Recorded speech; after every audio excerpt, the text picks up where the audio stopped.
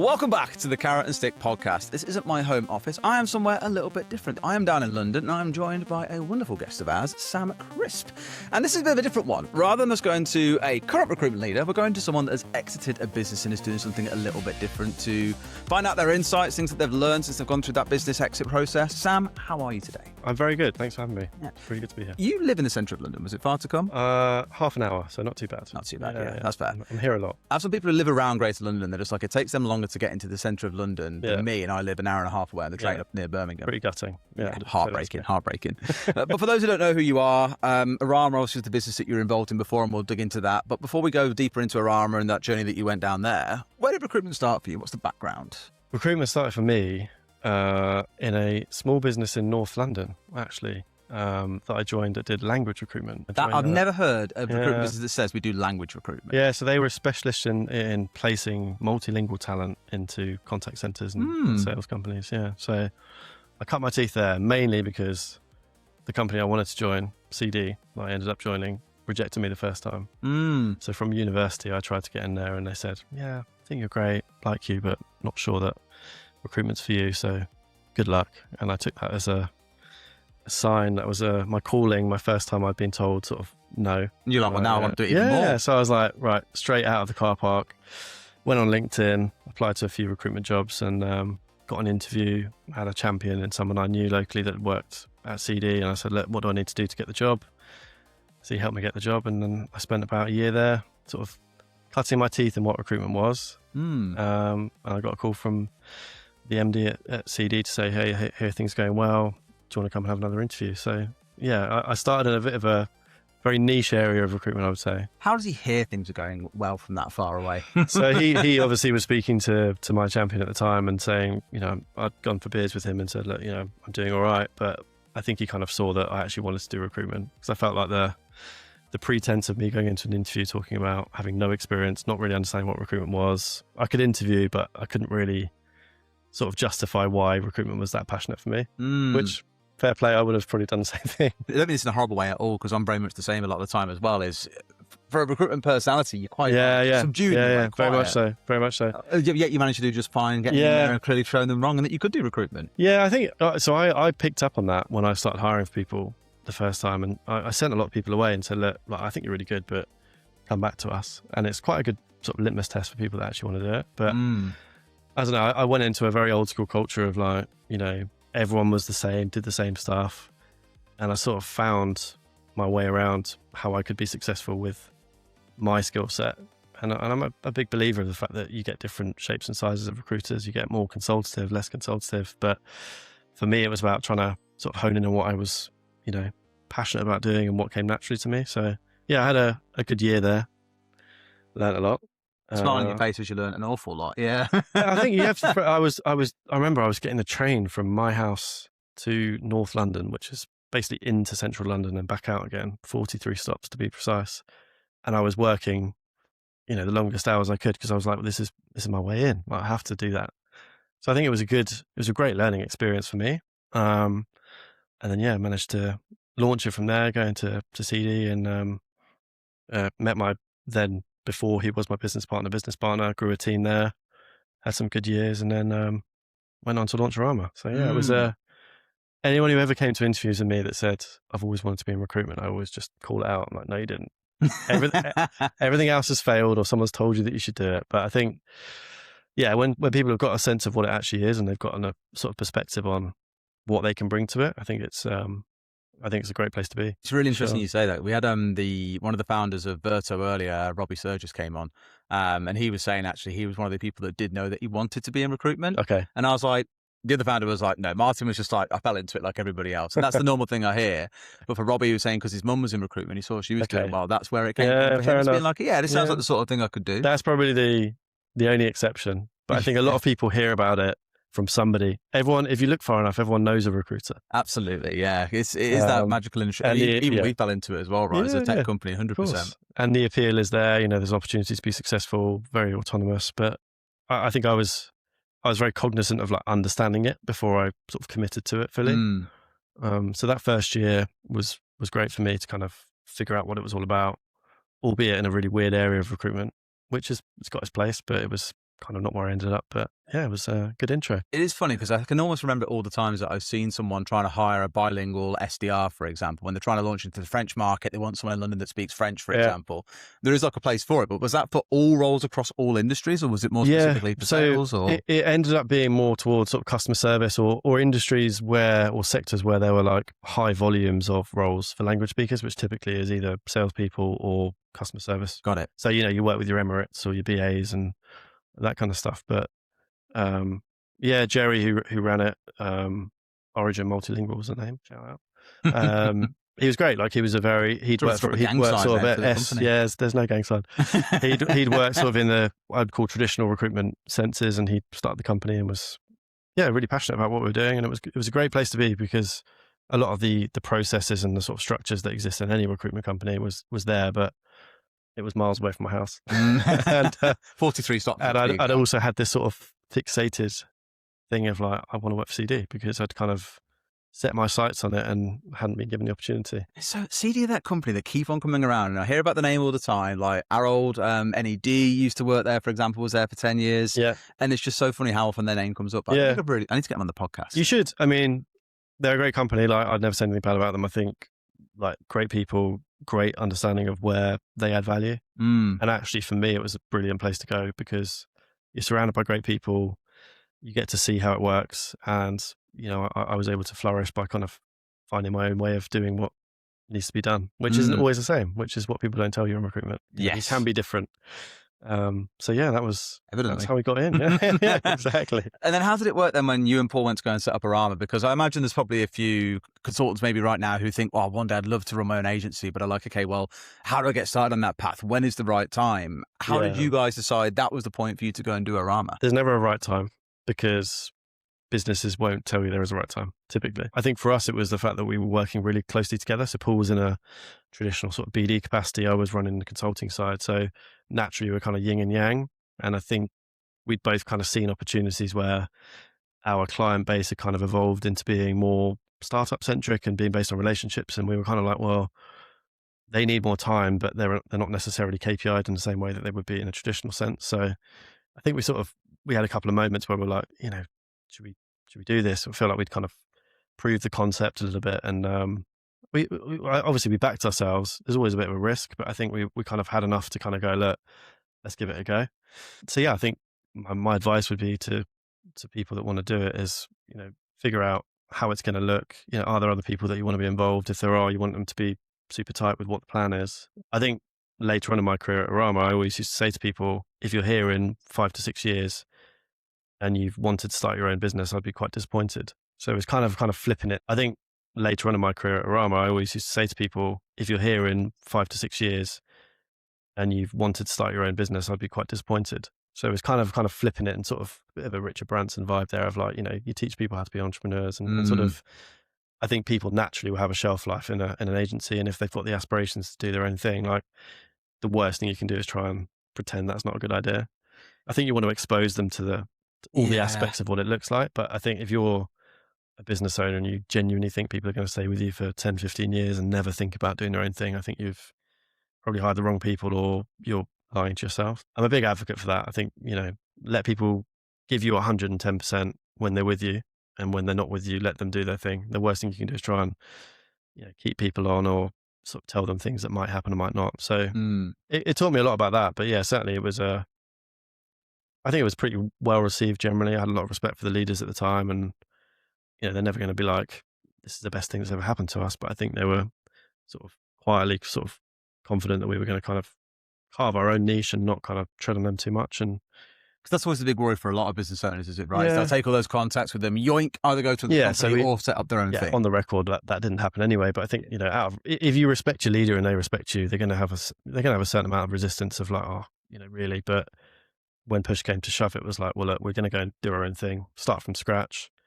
And I think that was what we wanted to do. We wanted to kind of redefine what it meant to us and what it looked like for us. So it was a slightly different world. And what year did you set Arama up in? 2016. Yeah. Right, so I think you were in it for about 10 years in that case, then. Pretty much. Wow. Yeah. So last summer I exited out, but we had a great sort of growth period. It was really fun because it felt like it was pretty free. Like there wasn't really, we kind of were building our own playbook.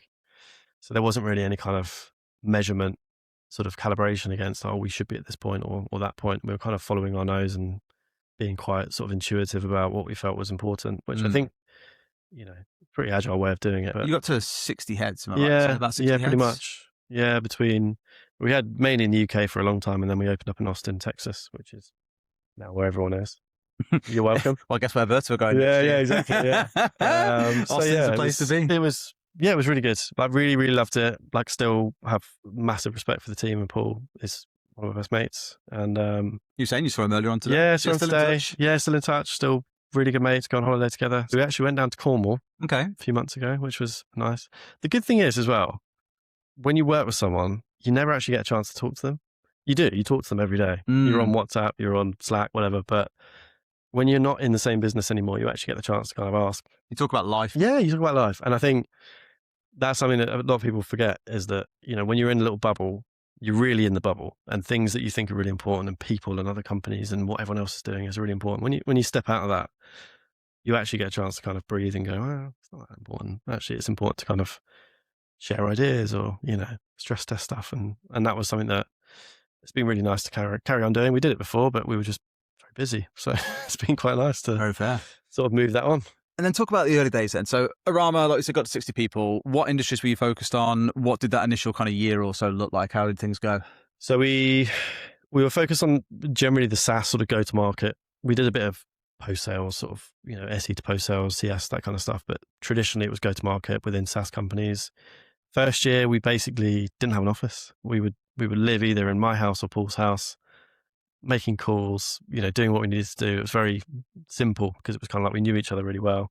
It's very fun though, isn't it? Yeah, it was fun. I think back to those days and think, life was a lot easier. So we did that for about a year, did pretty well. And then we kind of, year 2, we looked at, okay, well, we need to get more people. So we hired our first employees in that second year and looked to kind of cement ourselves. We had an office in Devonshire Square in Liverpool Street. And then kind of from there started to build the idea of like what a hire looked like for us. So we'd never really been through that concept before. It's really ironic that we all work in recruitment. Obviously, it's all about hiring. And it comes to building your own team, and people make so many mistakes. Yeah, I mean, the rec industry is there for a reason. But I think the biggest thing for us was like, we'd never had to teach it.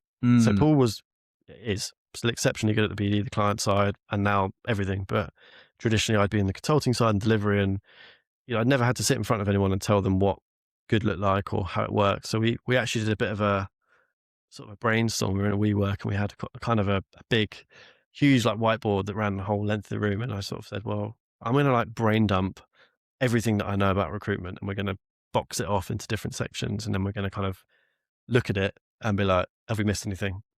And the idea is that I think recruitment, you can tell people what to do, but if you don't tell them the why, it's really, really hard for them to know. It's a bit, if you put it in a sports analogy, if you're in a football team and your coach tells you to stand in a certain position, you'll do it until you're in the cup final and you've got a bit of adrenaline, and then you'll probably push up a little bit, or you'll be, looking at the crowd. So I think for us, it was like, we're not here to tell you that we're better than you. We're here to kind of give you the tools to tell you what good looks like, what like 100% recruitment looks like. But actually, why do we do those things? Because then you can kind of interpret that in your own way, and you can build on it. You can be accountable for it. But you know what the kind of limits are. You know what the limits are, yeah. and you know what good. I think the biggest thing in recruitment generally is you can be quite successful being pretty lazy. Yeah, you can get lucky.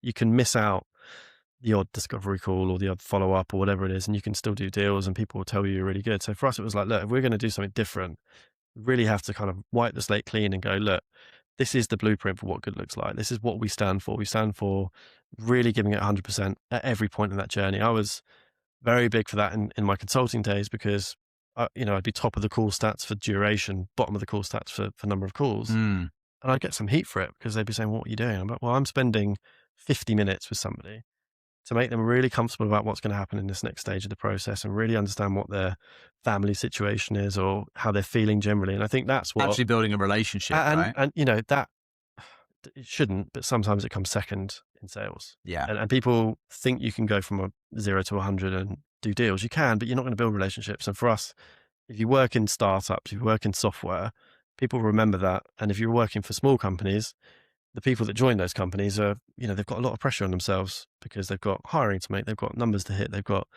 all sorts of things to do. So for us, it was like, well, we want to become that partner to those people that they know that we actually care about them. We know when their daughter's birthday is, or we've been for a beer with them, whatever it might be. So I think the start point of that was like, look, we're going to give you all this learning and we're not going to tell you what to say, when to say it, but we're going to let you interpret it in the same way you would in the football analogy again.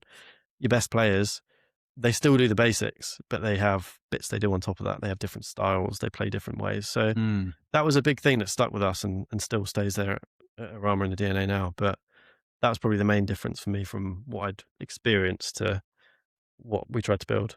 It's like the whole like Simon Sinek golden circle where you have like the what at the heart, but then the how you do it. But the thing that most companies miss out then is the why that surrounds that and giving them reasoning.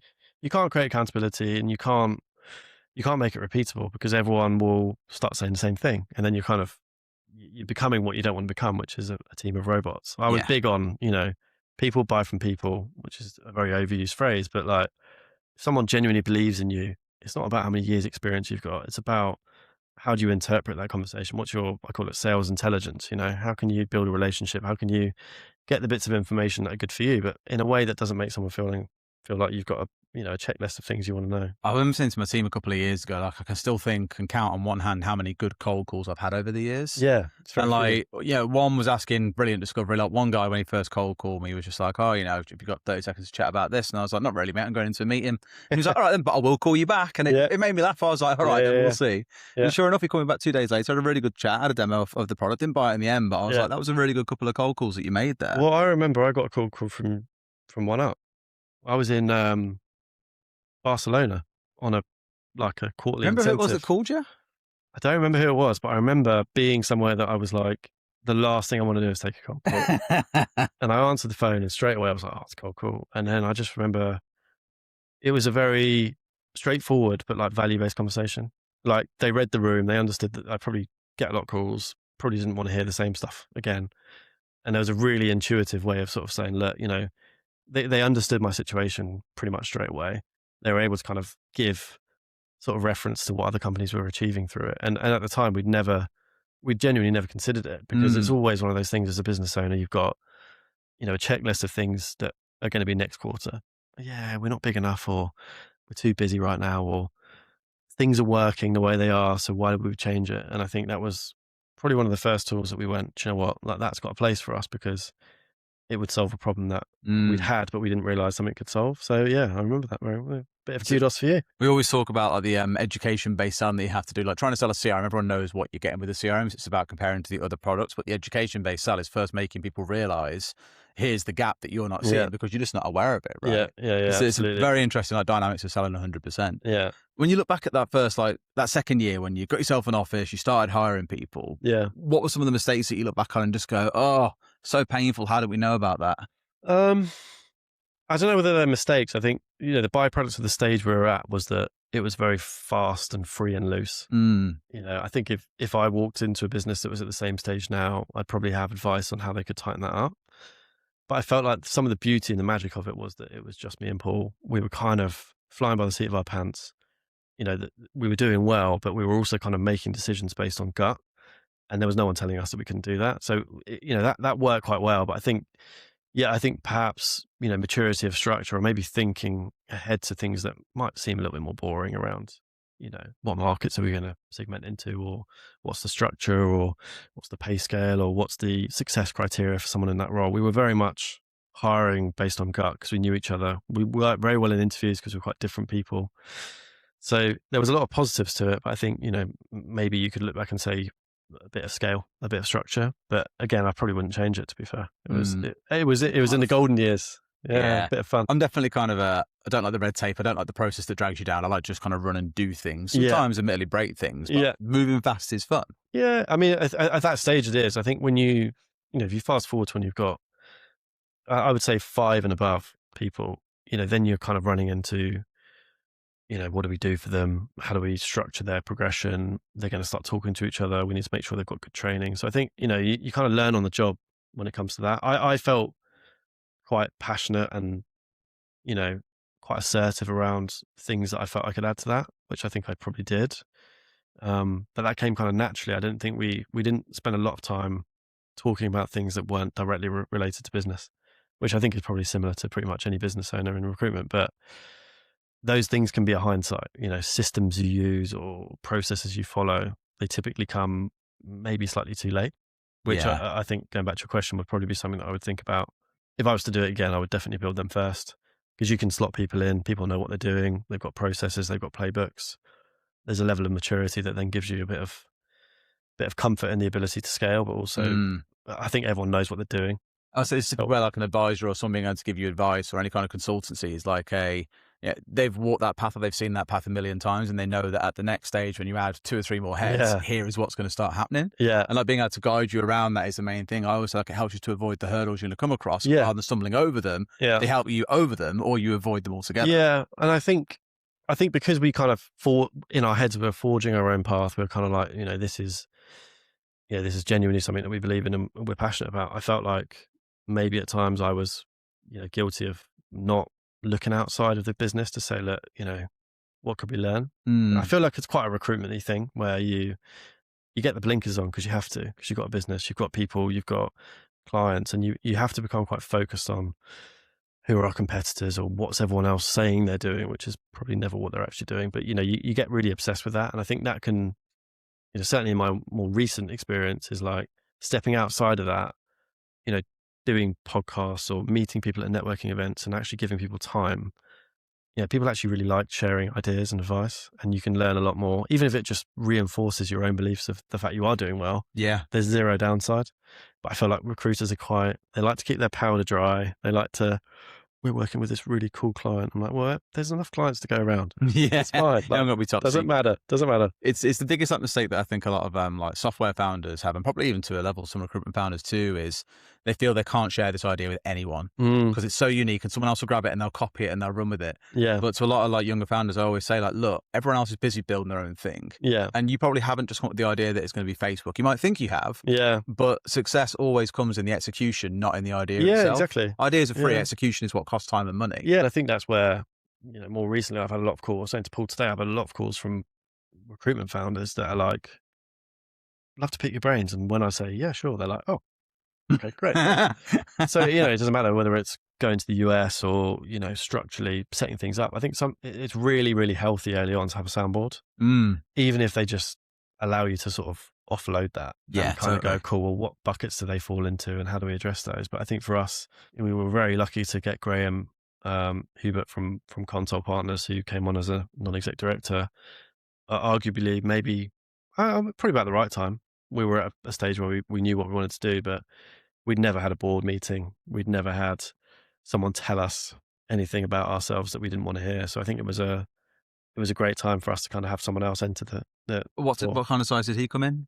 Probably like 3rd or 4th year, I want to say, where we had a bit of structure, we had some good success, we had some sort of global reach. But I think, he's obviously very successful, exited owner of another recruitment company that kind of, again, it probably started in the same way. It had ridden the wave, albeit in a slightly different industry, but still in tech. And, some of the stuff that he brought to the table was like, I remember just some of it was like, oh my God, I can't believe we haven't done this. And some of it was like, almost like he was speaking a different language. I was like, why does that matter? And then, you realize why it matters. You realize that, if you want to, if you don't want to do it, like, no worries, but don't scale. If you do want to scale and you want to grow and you want to open up new offices and hire lots of people, like you really have to get these things out of the way first, because they're going to bite you. So I owe a lot to him, from not just like his ideas, but I think the way he introduced like a cadence with creating a board and, making that an event and having board packs and minutes and actions and creating a little bit of structure, because it's very difficult to be accountable for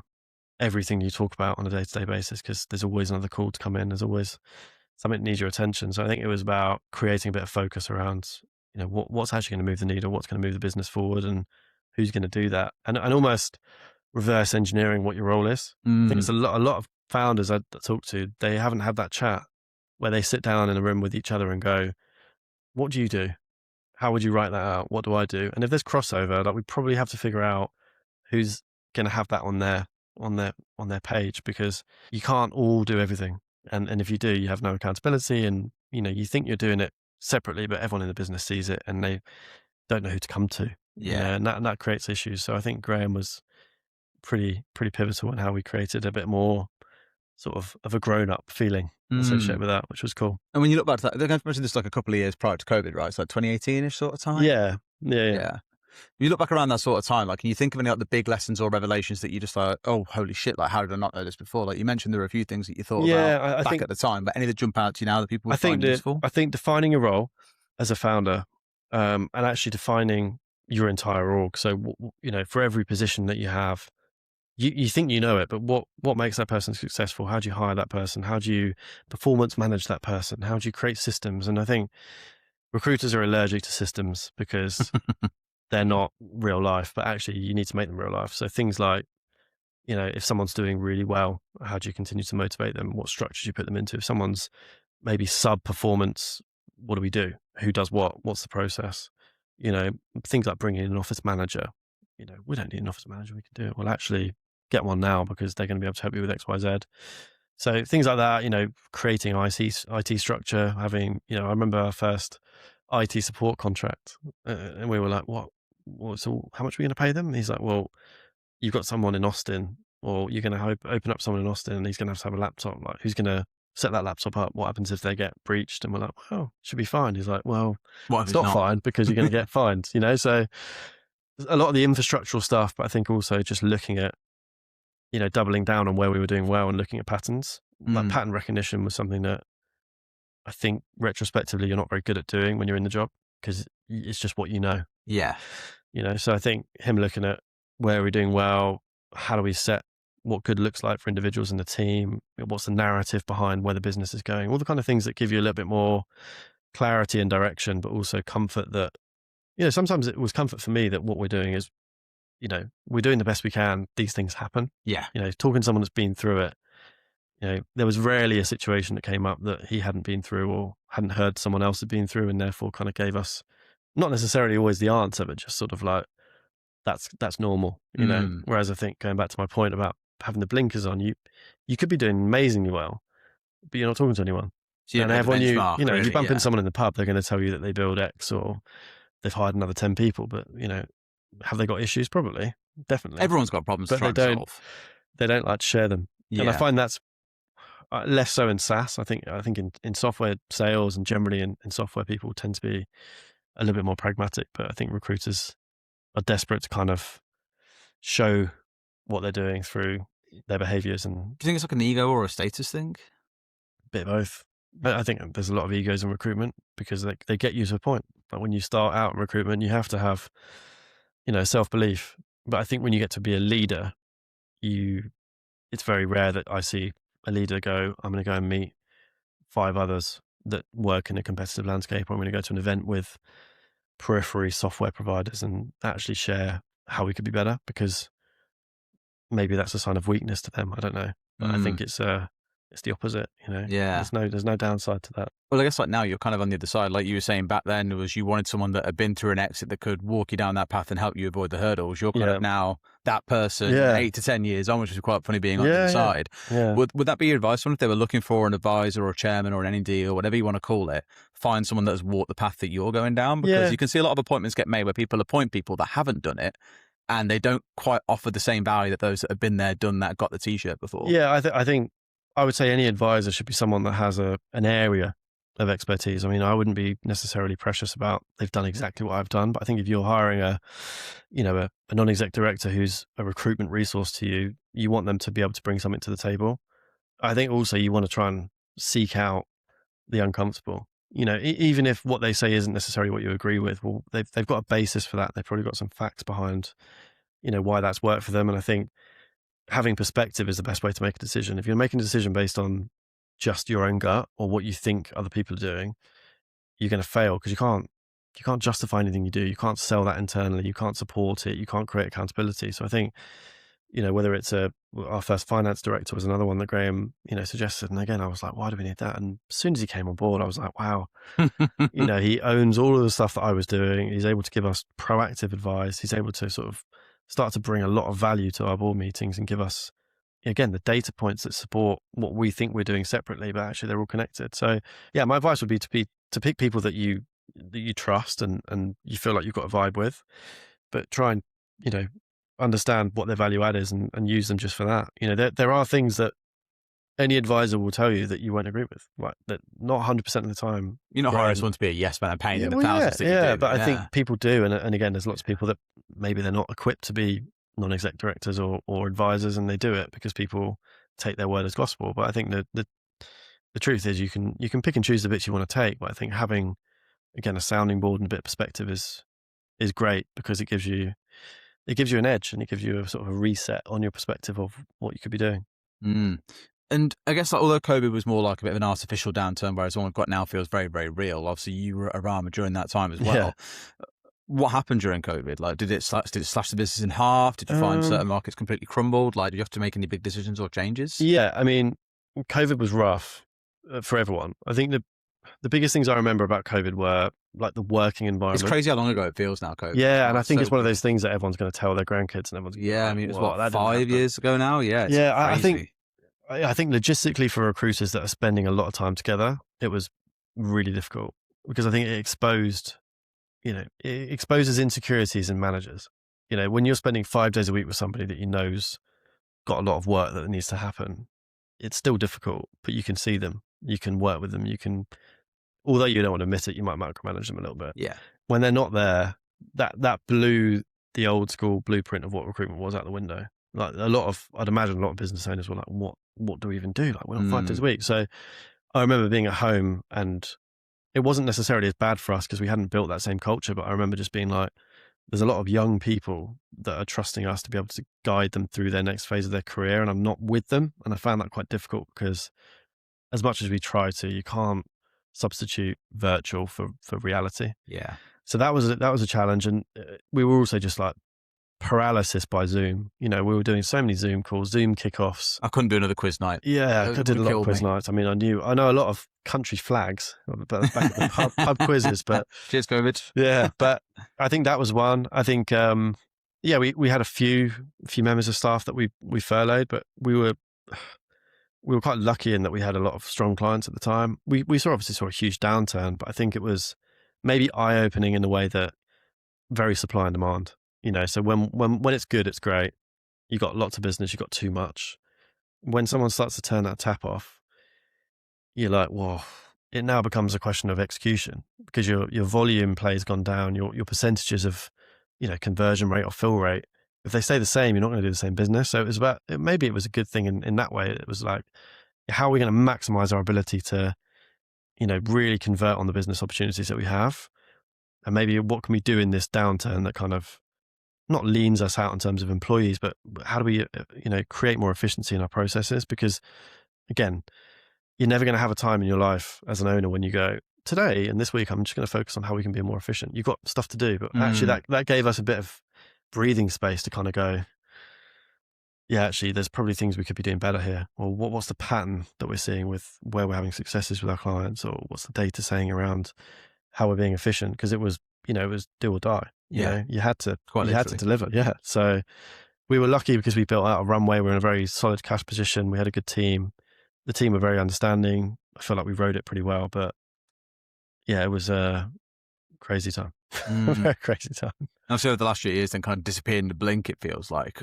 What was then leading you up to the point of, obviously, during 2024, when you exited the business, was during a time when things were going a little bit tough again. The golden years of 21, 22 slowly started to disappear.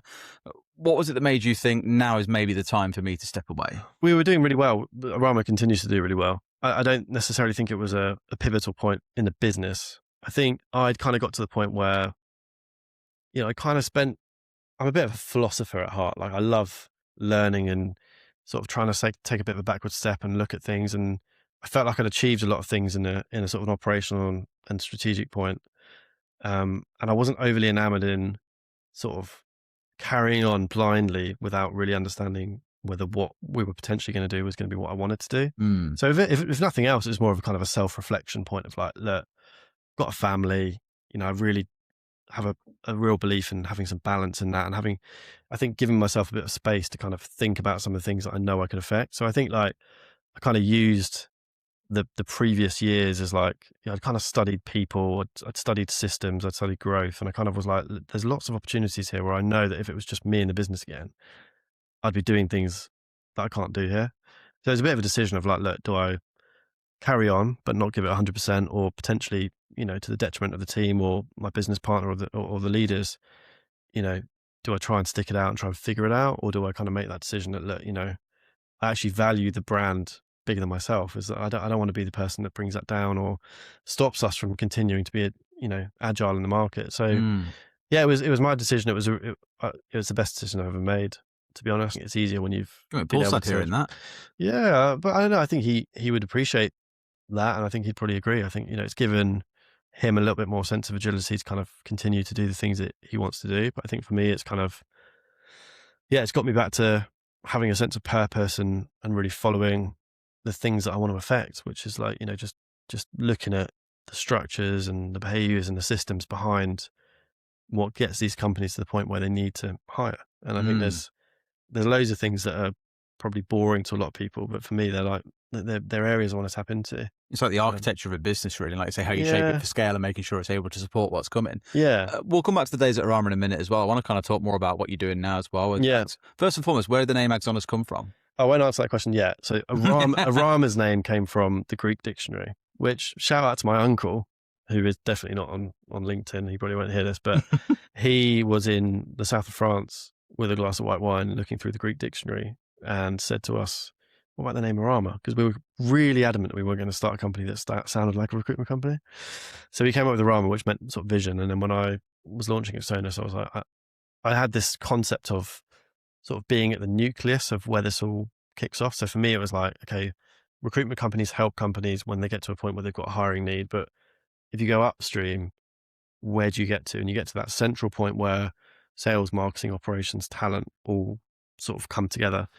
So I was like, what's the word that's associated with like the core, the center point that allows you to have something that extrapolates out from that? Because that was kind of what my vision of what the company was going to do was, and that is Axonas. So that means something in Greek, I assume? Yeah, so Axonas means like center point or like axis or like, the middle bit of, because for me it was like, I can only affect so much as an agency partner just by virtue of the fact that I'm an external, I'm somebody that you pay to do a specific thing for you. I don't feel like I've got the right to tell you things that are happening way before that point that are probably symptomatic of why you're in that position. Well, describe it to us now then. So what is it Axonas does? Like, what kind of businesses do you work with? At what stage you're getting involved? What are you mainly being involved in? That'd be good to understand. Yeah, so Axonas is really there to be that central point of contact for internal teams that are looking to build scale and build growth into their businesses. So typically the entry point will always be similar to when an agency's probably thought about. I think the reason why I created it was to be able to be that person that can kind of come in and say, okay, great. Well, if you've looked at one software business, you've got one point of reference. If you've looked at 200 and you've scaled 200, you can start to see the patterns. So it's always the same 4 or 5 root causes. The problem is there's always 7 or 8 fires that need putting out. There's always one that's hotter than the other. Yeah. And the one that's hottest is, I need an AE or whatever. So for me, it was like, well, let's put that fire out. Let's jump in the boat and help you to do that. So I put my money where my mouth is, and I want to sort of show you before I tell you. But I then want to look at what your systems are, what processes have you got internally. I've built, a framework that allows me to kind of look at where are there gaps or opportunities, and how can we fill those gaps? How can we enable the people that you do have? How can we bring in, your hiring managers and your wider team and your organization into the same picture to actually understand the importance of what these, pretty minute things can do to impact your scale. So it's enabling companies to scale and grow in a meaningful way, but leveraging the sort of best in class experience of kind of having run an agency where there's, albeit there's a lot of things agencies do that internal teams don't always think about doing because they're different. So absolutely. So are you more focused on the talent side of things in these businesses, or is it actually more like broad business advice that you're offering to them? It's always going to have a talent focus. I think, to give an example, I've got a client where I've helped hire 40 people in 6 months and save them, 300-400 grand on fees. But I've also delivered hiring training to 140 hiring managers globally. So I've always got the ear to like, okay, great, we can solve this problem, but what am I leaving you with that you didn't have yesterday? And I think the key thing for me is, it's all based on systems and approaches and structures that together combine to create an efficiency that allows you to, I'm not saying never use an agency again, but I think, you empower people to be able to do things better whether that's, typically it's massively reducing time to hire, it's increasing consistency of quality of the people that they're interviewing. It's things like branding and passive candidate awareness and outreach methodologies and things that, again, in isolation, they don't really change the world. But when you start to put them all together, you realize, actually, you know what, this is what creates a sense of scale for us. This is what allows us to hone in on what our culture is, or qualify what that looks like, or create an interview process. And if you just look at the end product, which is, I haven't got someone and I've got a headcount, you don't have time to think about those things. Whereas if you can start to approach breaking those things down, you can really pull them together to create, a different picture. And I think for me, it's different because, like, agencies are all about speed and revenue. Like that's all they care about. But I think, if you look at an internal team, it's about long-term efficiency. It's about optimization. Retention of candidates and things like that. So it's like there's a different lens on it.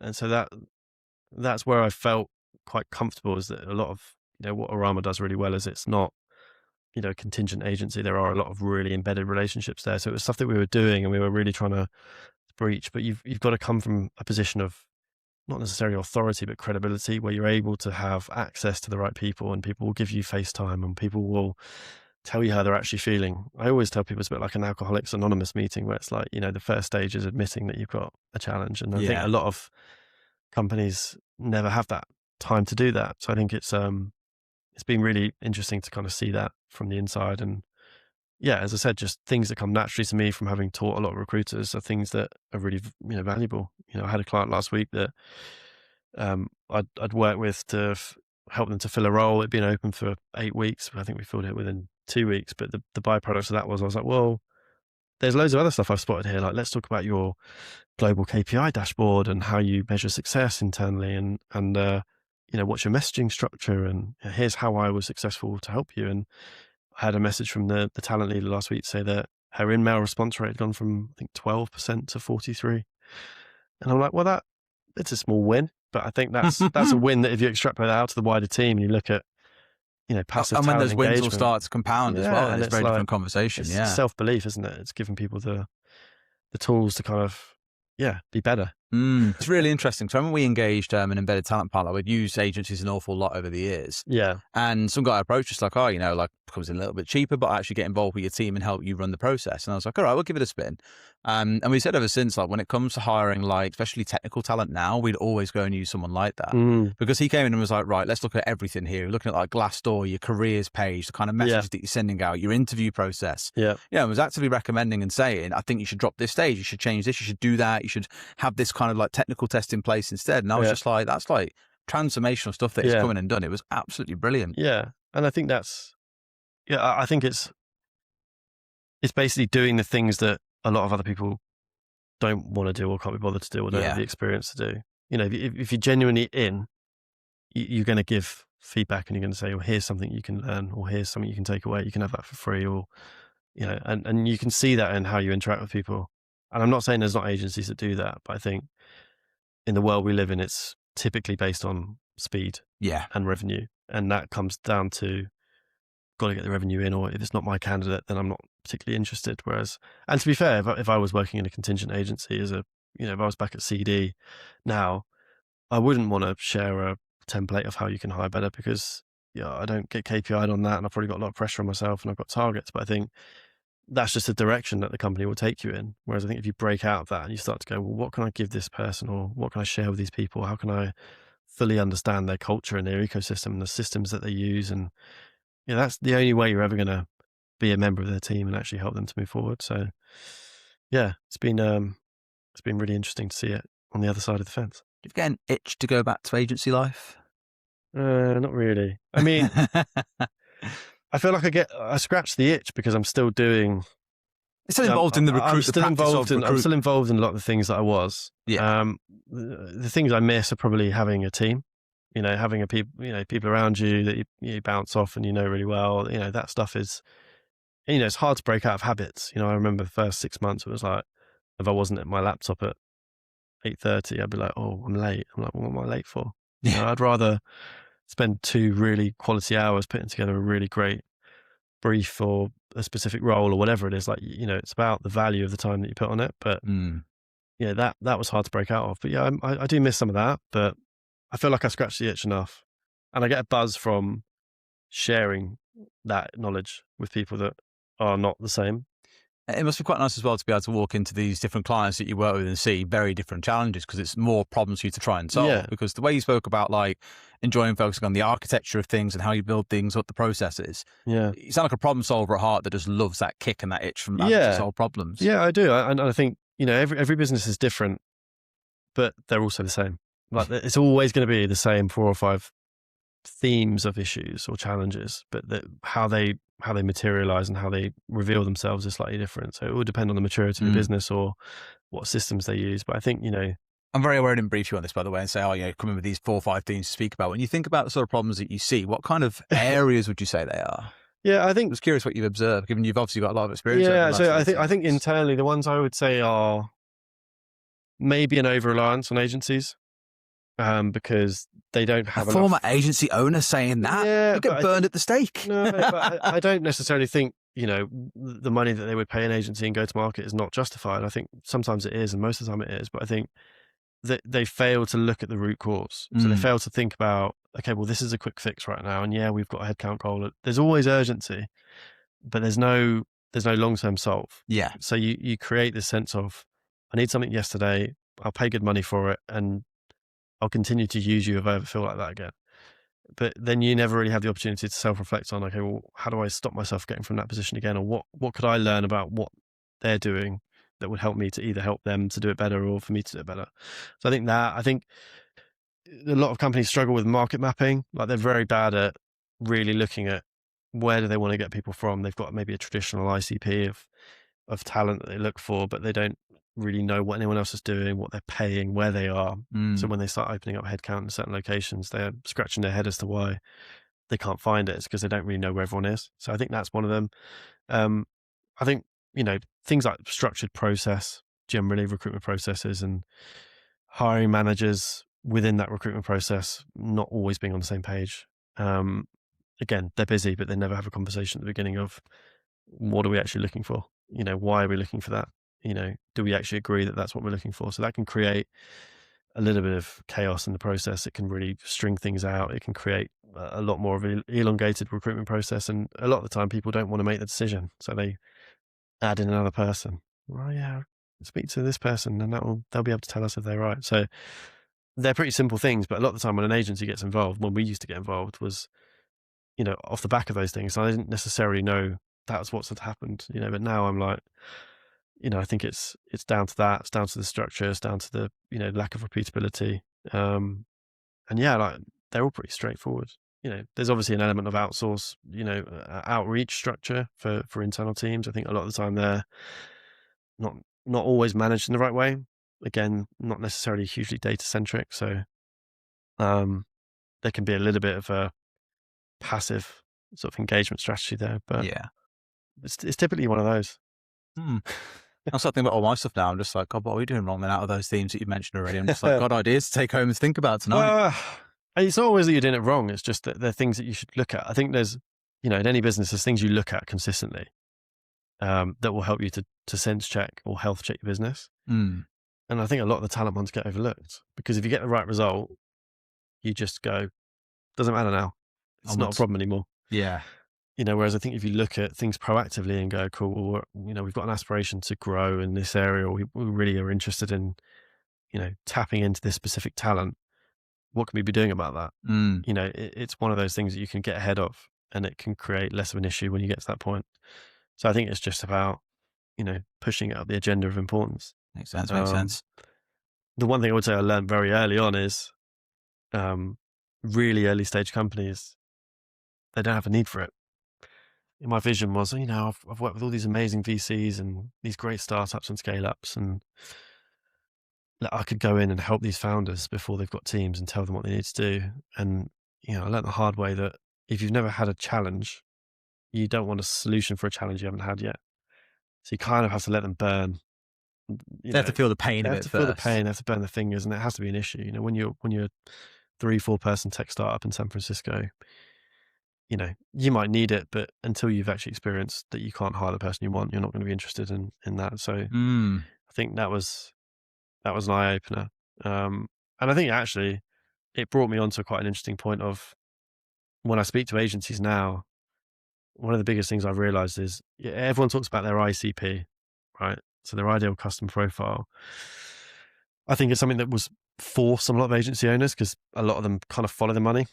So there'll be an AI specialist one week, a data specialist the next week. But if you call them up, they'd be like, "Oh yeah, we're a specialist in analytics as well because that's where our customers are." So they're very customer driven, which creates a real challenge with them being able to create some consistency and scalability. But they're also, going back to the ego side of it, they're very keen to work with the best, shiniest, brightest companies. Yeah, makes sense. And so they go after those because in their heads they feel like that's going to give them a bit of an edge, or it's going to give them some sort of competitive opportunity. The reality is, in my experience, a lot of those companies, unless you've got the right relationship, are actually harder to work with. They're more volatile. They've got way unrealistic high standards. They've probably got a lot of board pressure. They've got a lot of agility to where their hiring is going to go, so things can turn on and turn off. So the combination of those things they make it quite difficult to build relationships with those companies. So I kind of developed this thing. I was speaking to a founder the other day and I said, your ICP is probably your DCP, which is your desired customer profile. The reality is your ideal customer profile is probably one that maybe isn't as shiny. It's maybe slightly more mature. Maybe they've actually got some structure where they've got a talent team and they've started to experience some of these things and some pains, and they've actually got a gap for someone that genuinely can come in and help them with those challenges. But, that's where I would say the majority of the opportunity in our markets always is. It's in that middle tier of businesses that have cut their teeth, they know what they're about, they've got some structure, they've got some run rate, they've probably got some more cash to spend, and they want to invest heavily in it because they've got people in seat that have got responsibility for it. So I think that's probably the main thing I've learned is a lot of agencies are wrongly chasing these arguably very great companies to work with, but they're great in the pub to be able to drop their name. They're not great to be able to give you repeatable business or it's a brand client rather than studies. it's like a solid client that'll make loads of money for you. And I think that's, I'm sure a lot of agency owners starting out are looking for what good clients look like. But actually, I'm a big believer, if you look at your data of where you've had most success, like double down on those. Don't double down on the ones that are shiny but really difficult to work with and you struggle to get one placement in. It's not worth your time. We see it a lot, like across a lot of our data is when we can see like, okay, what's your efficiency per like client? Like you might have sent these guys, got 17 jobs off them throughout the year, sent them 100 plus CVs, only managed to get 15 odd interviews in there and not them a single placement. Yeah. It's like the amount of activity you're putting in there to then get no revenue out is killer. Yeah. Whereas this company that isn't, it's not a known name, it's not a sexy name to work with, but you've had 7 requirements off them and filled 6 of them. Yeah. Like, the placement fees are good. Like that's the one you want to be doing more work with and finding more opportunities from. Yeah. It's exactly it. But I think it's, we're going to end up talking about data in a minute. But, we'll come to it. But I think, that's where you've got to be able to look at, you've always got a perception in your head of what you do well and where you excel. But a lot of that can be tainted by your BD efforts and sort of channels you work in and the network you work in. But actually looking at cold, hard data of where we've been successful, what does our client data tell us about the state of that client? That's where you should be making proactive decisions. And a lot of recruiters don't make proactive decisions on clients because they welcome every client with open arms, as they should. It's hard to say no to revenue. It's hard to say no to revenue, but if you break it down, revenue is only revenue when you've made a placement, if you're a contingent agency. So, a lot of the time you're chasing your tail, you're dealing with things that are completely outside of your control, and you end up back at square one. And, you can say things like, we lost 40 grand. Like, you didn't lose something you didn't have.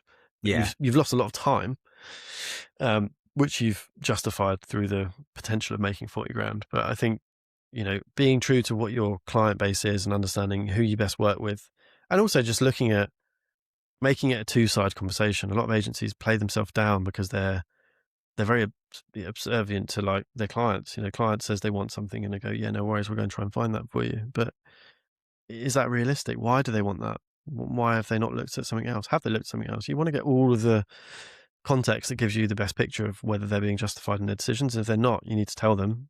If you're not a true partner, you won't. But if you're also not a true partner, you're going to spend a lot of time on it. So I think cutting out clients is a very underutilized tool for agencies because they feel really uneasy dropping their clients down. But I'd rather fill 80% of my roles with less clients than 40% with double, Then the free time you then suddenly got is going towards BD and sourcing more of the right clients. Yeah. So efficiencies. There's a bit of a leap of faith to say, let go of that revenue and use the time for something else at the same time. Well, again, the potential revenue. Yeah, agree. it's difficult, but I think it's something Arama do really well. They've shaved down their client list. And even when I was still there, we were working very closely with clients and sort of redefining what an engagement looked like. It was if they weren't on board with that, like, no worries, but it wasn't lost revenue. It was just not going to be what we wanted to do. Got it. Makes sense.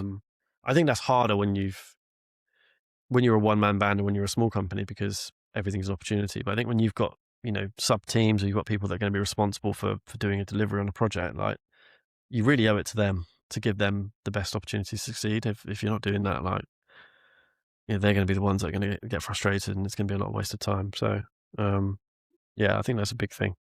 Nice. You mentioned the magical word earlier, the naughty D word, data.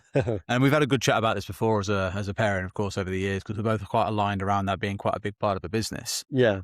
What's your view on it? Because I know a lot of people kind of turn around and say sometimes, like, look, the data can tell you everything, but it's not absolute law. Like, yes, make databases, but sometimes you need a bit of intuition, a little bit of founder magic to make the right calls. Yeah. What's your perspective? I think it's underutilized generally in recruitment. I don't think recruiters are particularly good with data. I think that the heart of that issue is that a lot of CRM data is poor. I think you've got to align your teams on what they're recording and make that justifiable from a management perspective. So giving them the why behind it. But, if you've got inconsistencies in data entry, you're basically on a really quick road to nothing, So I think recruiters, when they start, I'll use Paul and I as an example. We're not saints here. When we started, were we heavily invested in the CRM? No. Were we using every opportunity and every interaction we had with a client or a potential prospect or a candidate to log that? No. So inevitably what tends to happen is when you start to bring people in, you've already got this pretty poor usage. You've got a pretty bad, lazy structure of how it looks. So I think, for me, a lot of it comes down to, can you build best practices early? Can you create a sense of consistency around, not only what are we collecting, but why are we collecting it? That gives that central sort of goal. So I think that's the first one. I think what then happens is people are trying to analyze trends, but they're based on noise. So they're basically coming up with justifications for doing certain things or not doing certain things based on poor data, which then probably sends you in the wrong direction, but it also completely disengages your team. If I was a recruiter that worked for a business that I knew didn't have good data and someone was telling me that my data wasn't very good, I'd be saying, well, the trends that you're telling me exist probably don't exist. So I think traditionally recruitment's not very good for it. I think, perhaps with the AI world coming in, and I think people being more cognizant of what they can automate, I think data plays a big part in that. You can't automate your email sequences, or you can't automate your note-taking sequences if you don't have people in the database. So I think it's maybe given us a bit of a catalyst to accelerate that conversation, to be like, get your ducks in a row, and then you can start to automate your processes a little bit better. You got to have the foundations right. You got to have the foundations. Yeah. And I think, without that, it's kind of the blind leading the blind. But I think, again, if you can get a good data source and you can get a good, a sense of what data is all about, it's not just activity numbers. It's actually, what's the health of our pipeline? It's not, CV volume. It's like, actually, well, what's our qualification quality like? There's a meaning behind it all, but if you're just out to try and find some stat that's going to give you something you can talk about when you stand up in a board meeting, you can always find it. But the reality of that, at that point, yeah, it's fluff. So I think, I think the appetite for, insight is increasing massively. I've seen it, and I think people are more open to sort of pivoting off what they're learning from their data. So hopefully we're in a position where that's going to continue to increase. But I think, traditionally it was very much a hindsight sort of like, or an afterthought of like, oh, is that person in the system? And, to anyone listening to this that's a recruitment owner, it's not something that's just recruitment owners. Like, I think I've worked with a couple of clients internally. I won't say who they are, but they've got the same issues. They don't have complete sort of life cycle visibility from a data perspective. So when they're starting to pull reports on efficiency, some of them are inflated, some of them are pretty inaccurate as well. So it's an issue everywhere. But I think in recruitment, it can be very, when you're trying to drive sales and drive performance, you're typically going to try and lean on numbers. And if those numbers don't mean anything and they're not being recorded accurately, and they're actually not symptomatic of where you've been successful because you're not actually looking at your best clients, that's it's a recipe for disaster. So yeah, I think, again, if I was to start again, data would be at the heart of it. The other thing that people don't look at is KPIs typically are associated with your team. So you're looking at your team's performance. Where are they not performing? Where are they performing? You're going to double down on positivity on where they are. But very rarely do companies take their data to their clients. So they'll never, usually in my experience, go to a client and say, look, here's your core KPIs. This is what we're seeing from you. And you're actually falling pretty foul on those numbers, or we're above target here. And I think that's where, if you're an agency that wants to look at leaning down your client base or narrowing your sort of ICP or your area of expertise, that the number one way to do it is data driven. And the number one way to do it is to have a benchmark of what good looks like and where you've been able to run a really successful relationship and actually start to use that and hold your customers accountable for it. Because there's a lot of things that you can't control in recruitment, and a lot of them are in the business, as I've found out. And if you don't fix those things, then your KPIs might be brilliant, but you'll never make a placement, or you'll never make a long-term relationship with that client because your KPIs to them are bad. Just putting a Band-Aid over it.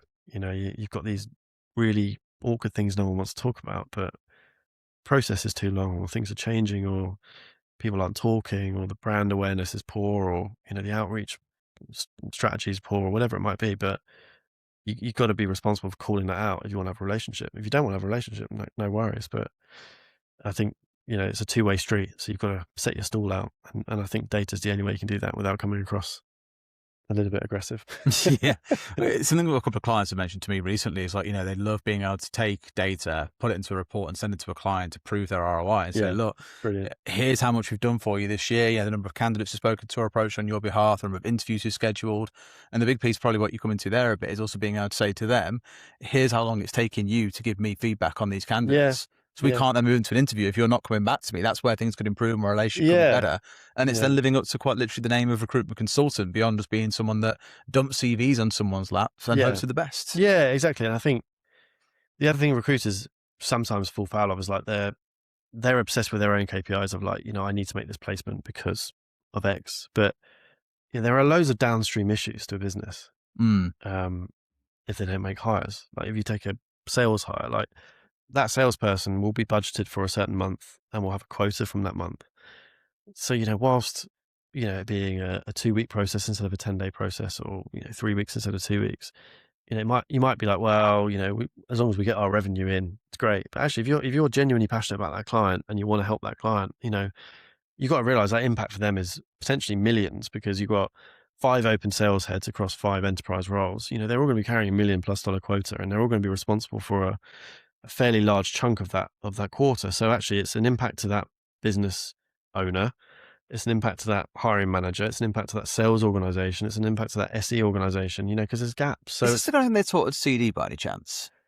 I wouldn't say so. Okay, because Ollie Sharp was the guy who used to work at CD, and he was R&D, and he was the guy I talked about as my champion. Yeah, exactly. Yes, he was always saying about like it's selling up the tree, it's selling the greater impact of you not having. He was great at that. He's great at that, but and he's really hot on it. He's hot on it because he's obviously very sharp, but he's also been in those businesses. Yeah, I think that's where if you genuinely want to be a recruitment consultant, that's the bigger picture. It's how can you connect it to the bigger picture? And so, you want to shoehorn your candidate in and you want to make sure they get the job and stuff like that. But like, internal KPIs that are associated with time to fill, you can only do so much. You can send CVs, you can debrief with the candidate, you can debrief with the client, you can put the cadences in, but if that interview process isn't slick, the candidate isn't going to start quicker, and if that process isn't geared towards qualifying the right things, and you're going to mitigate the chance of that person being successful. So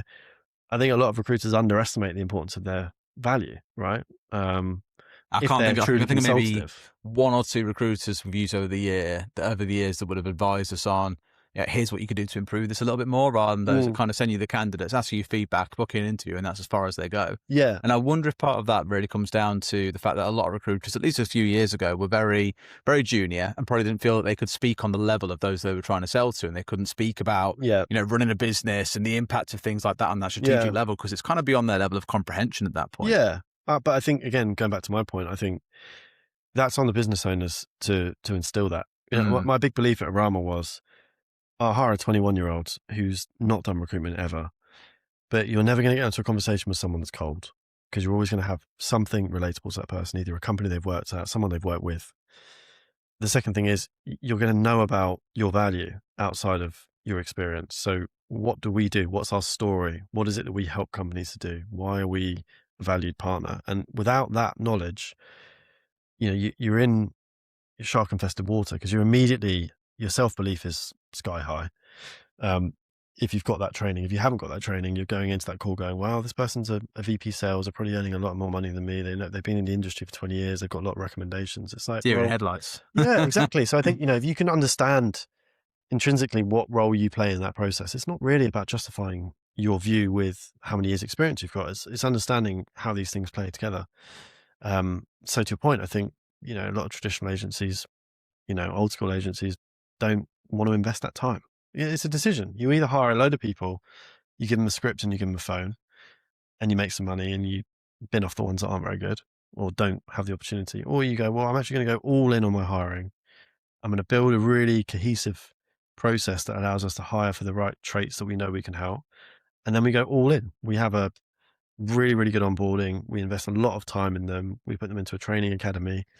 And what's the risk for us? Well, the risk for us is they don't work out, and therefore we've potentially wasted a lot of time. But if you're not willing to give it 100% to the people you hire, they're not going to give you 100%. If you do that, 9 times out of 10, they're going to run through walls for you, and they're going to be able to go onto a call, knowing they can be themselves. They've got the why behind what we do, but they can kind of give it their own spin, and they can see the bigger picture. They're not just calling another CV or calling another prospect. And I think there'll always be a place for the traditionalists, because there's always the right time to call a client when they've just come out of a board meeting and they've just been told their headcount's going to get lost in 2 weeks and they've not been able to fill a role, and someone calls you with the right candidate. For sure, like that's fine. I've hired off a completely blind spec before, and it was one of our best hires ever made. And happens. I think they have a place in the market, which is brilliant. But I think if you're someone out there that wants to be, a true consultative business partner, like you gotta double down on the things that make you different. And that starts with, if it's not you making the calls or you doing the job, the people that you work, with and that you've hired have to be able to believe in what they're doing, because if they don't, it will come out in the wash. Totally. It's again, the one thing that I've never really seen any recruiter do that we've worked with over the years, which kind of surprises me, is finding ways to add value beyond just checking in to go, have you got any hiring requirements? Because it sounds bad, but like that's the only reason I tend to hear from many recruiters reviews is, we placed this person 5 years ago, you're hiring today. Yeah. And I was like, yeah, nice hearing you from the last 5 years. With any kind of any advice or anything else you could share. Like I've always said, like salary guides and what you're observing across the market. Yeah. There's insights that you have as a recruiter, because you're speaking to all these companies and understanding what they're hiring for and what sectors, what kind of range of salaries they're looking at. That's all value that you're building up that you can offer to someone. Yeah. But very few really do, which always surprises me. Yeah. And I think that's probably something that, again, I would say to business owners that have got, real emphasis on BD. We always talk about BD being the king. It's number of prospects, it's number of calls, it's number of outreach, and it's being top of mind. That will get you business. But I think, you're a great example. Like, why not target people on having, I used to call them pointless conversations that had no outcome. There was no target outcome. It was literally have a quality conversation with somebody for 10, 15 minutes that would be able to make you stickier to that person. It would give you another, another layer deeper in the relationship with them. But the key to it was, you can't sell anything. You can't call them with an agenda of, hi Derry, how are you doing? Oh, by the way, let's cut to the chase. I saw you post on LinkedIn, you're hiring for, how are you getting on with it? Because people see through that. They're not stupid, 100%. Right? So if you have 4 or 5 quality conversations with one person in a 12-month period or 6-month period, and you don't want anything from that person, you're way more valuable to that person. You're way more attractive to that person. And to your point, why can't you share some ideas with them? There's no hiring manager out there in the world for me right now that wouldn't want to have a quality conversation with somebody that was seeing things they can't see and sharing that as a way of, look, you have that.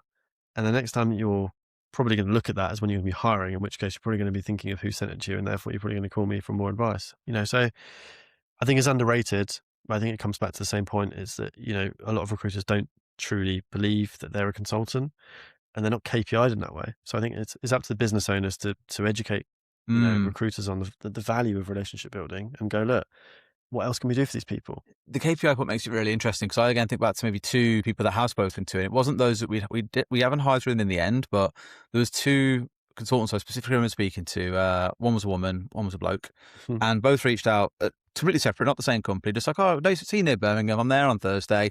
We'd love to share what I'm seeing from other SaaS companies and what founders have been saying to me lately. I'll grab you a coffee. And I was like, you know what, go on then, I'll go for a chat. Yeah. And we just have a chat. Like, not trying to sit there and say, oh, so you're hiring? Like, can we help you with anything? Not at all, because there were no signs that we were hiring. It was just getting to know founders and learn a little bit more about their world and share what they'd found out as well. Because then what they'd learned from me, they could go and share to others as well. And it was just really, really good relationship building. But you got me thinking then, I was like, well, how would that get KPI behind the scenes? Like new client meetings or something? Well, this is it. But it's not, it's not one of those that's going to drive, you're not going to get a lot of insight from it. But I think it's something that, it wouldn't necessarily be something that I would, KPI at global level, but it'd be something that I'd build into people's weekly routines. Yeah. So, this week, book one coffee, but I don't want to know who it is. Go and have a coffee with somebody, come back to me when they become what we would qualify as a prospect, whether there's a need, So I think, for me, it's about doing the things that build your brand personally, but also company, but also it builds your network, doesn't it? Builds your network, but I think it also builds your self-belief. If I'm a young recruiter that's worried about my ability to add value to the industry, if I go for a coffee with someone like you and I have a good coffee and I'm able to understand that not every meeting is about trying to sell you something, I'm going to come away from that meeting and I'm going to be able to immediately have a referenceable conversation with 5 other people. I'm going to know that you're going to be a guy that's probably going to vouch for me if I ever have to come back to you. And, maybe if you are hiring, you're going to probably think of me because you're going to know that I wasn't there to just, leech off you straight away. Yeah. I think about what you did earlier on, you were sort of speaking about, I was talking to a family the other day and she said this about 20 minutes ago, right? Well, just being able to reference that in a chat when you're calling someone and being able to say, actually I was speaking to the founder who's leading the 30-person business last week and he was telling me about blah, blah, blah, blah, blah. Are you guys seeing the same? Yeah. They could be like, well, yeah, actually that's suddenly really interesting. Or no, that's not us. Oh, and you go, okay, then what are you seeing? Yeah. It just builds out the knowledge base that you can then use to, I completely get for a lot of people, they look at it and go, well, we haven't been an executive. Like we don't have that skill set or that understanding to be able to speak on that level. But even just sharing things that you learn from other people probably is even more like valuable than having it from yourself in a way. Yeah. And I think you can do it in any way. Like the reason why I used to make loads of really long calls was because I was building value from that call based on, having a deeper relationship with that person. Who do they know?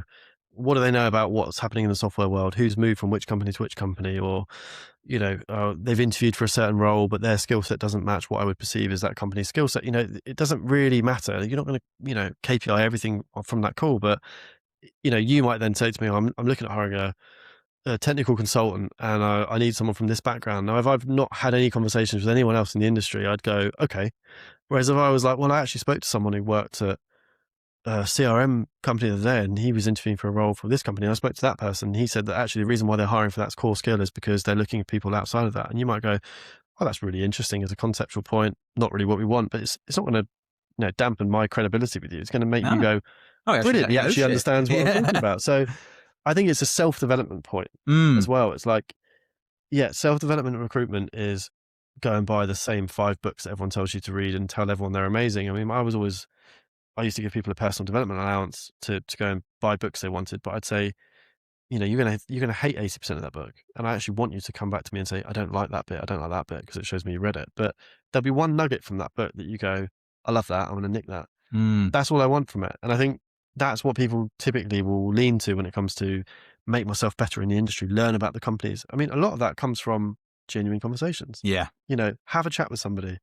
Find out more about what they're actually doing as a business. Find out more about them. Find out more about what their aspirations are as a business owner, or even as a normal member of a team. It doesn't matter. But I think there's no such thing as a bad conversation if you approach it in a way that you're not expecting anything from it. I was going to say, put a big asterisk on it as well. It's got to be authentic. Yeah. Because I think everyone can smell from a mile away when you're doing it because you feel like it's a script you've got to follow or you've been told to do it. Like you have to genuinely be curious yourself. Yeah. I remember people used to answer the phone to me and be surprised when I didn't want something from them the first time.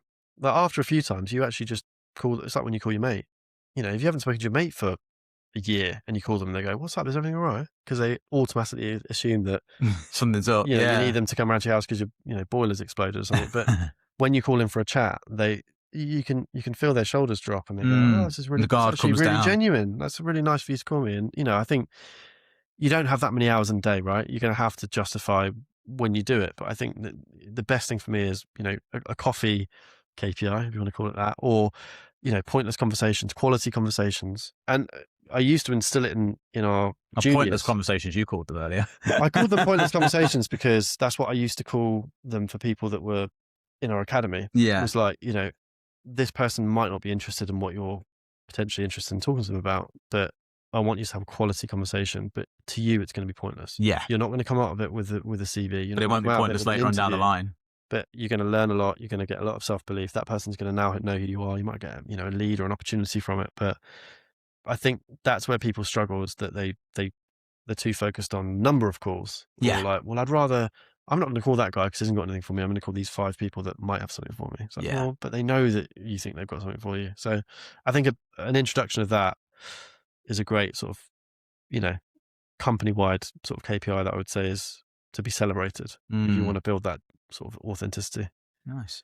Is this something down a different path that I thought it would? Like, I thought we were going to get stuck on data forever, but ending it on like a note around this whole like quality relationship thing is a really cool point. Before we wrap things up entirely, if you think back over the journey that you've been down and what you've learned over the last, say, 15 months, and you had to give advice to someone that's just getting started on the agency ownership journey, or someone who's thinking about making that jump, what would maybe the biggest 2 or 3 tips that you can think of what you give to them? So I'd say find a niche, really understand. You're not the first to say that. If you're gonna do something, figure out where you want to do it and figure out why you're best placed to do it in that area, and really like go full in on it. And I mean, whether that's building prospect lists, whether that's really tightly defining your ICP, become an expert in that space, because it makes quality conversations and networking and understanding your value add a lot easier. I was going to say, just to expand on that, because the word niche comes up an awful lot. Yeah. When you say you're talking about more than just finding a market, like engineering or sales. Yeah, so I'm saying, if you want to be a go-to-market recruiter, be a go-to-market recruiter in a specific type of role within a specific type of technology within a specific geography, and just become really good at that, because you then can hang your hat on it. You can have a really tight ICP or target addressable market or of potential prospects. So a Salesforce recruiter in the US, for example. Or, a cybersecurity go-to-market specialist that hires SDRs in the DACH region. You're going to have a list of clients that that you can target because they've got a presence in DACH, they've got a sales organization.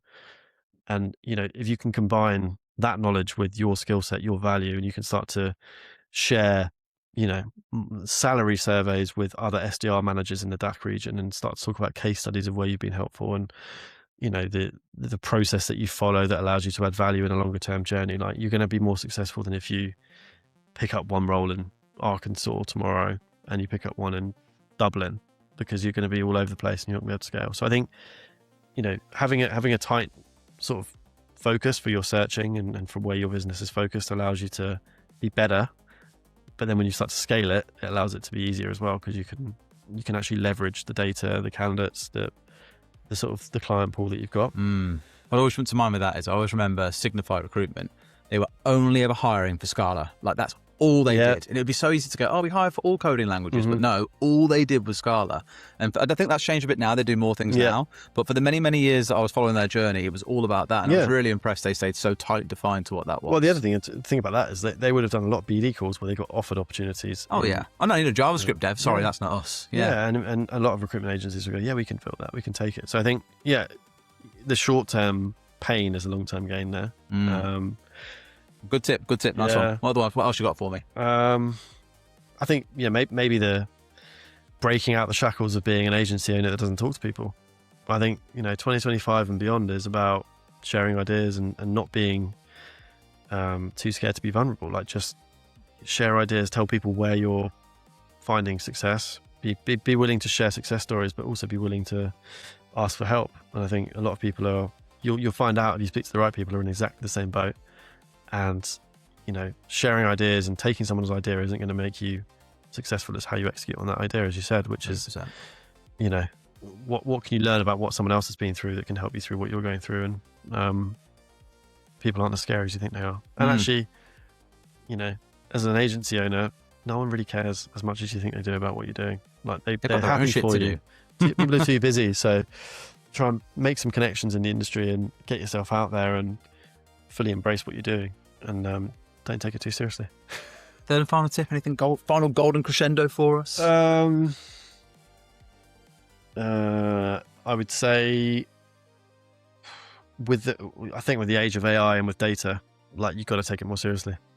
I think if you want to be somebody that can leverage where technology is going, you've got to have the basics done. So I think if it was someone that came to me tomorrow and said, stage one, what do I do? I'd say, get yourself a really central data process, really use a system of tools that work together, integrate together, allow you to create some kind of meaningful data source that you can use, and then you can go to town on AI automation. If you don't do it that way around, I don't see a whole lot of value for agencies, if I'm honest. Fair enough. Mate, that was a really good chat. And honestly, we got through an awful lot in that ep as well. I looked at the time and I was, God, we're going for an hour and 20. That's crazy. But no, massive thank you for coming on, mate. Really appreciate you making the time today as well. I look forward to this one coming out. So thank you very much. Thank you. And that's all for today. But of course, we'll be back again with the Carrot and Stick podcast soon. Thanks for watching and catch you soon. Bye-bye.